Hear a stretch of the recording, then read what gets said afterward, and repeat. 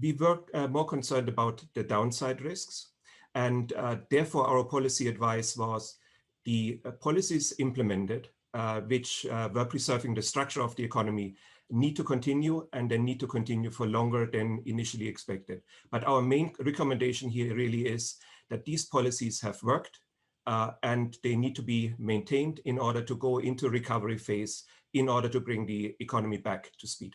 Looking ahead to the future, do you have any expectation that the Eurozone economy will be permanently scarred or permanently damaged from the year of the pandemic, in the sense that there are simply some businesses that will never be viable and will never come back? There will be some scarring left after this crisis. There's no question about it.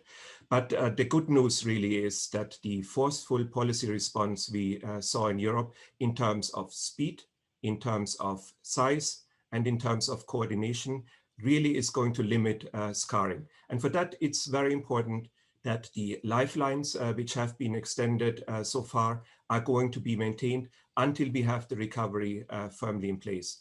And just to give you one number, 54 million workers are in job retention schemes in Europe. And that allowed support for workers, that allowed support for firms, and that kept intact this relationship between workers and firms, so that when the economy is going to recover, these relationships are there and they don't need to be rediscovered.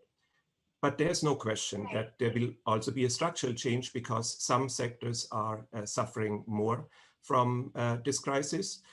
Other sectors are going to turn out as winners of this crisis. So there will be structural change in the economy.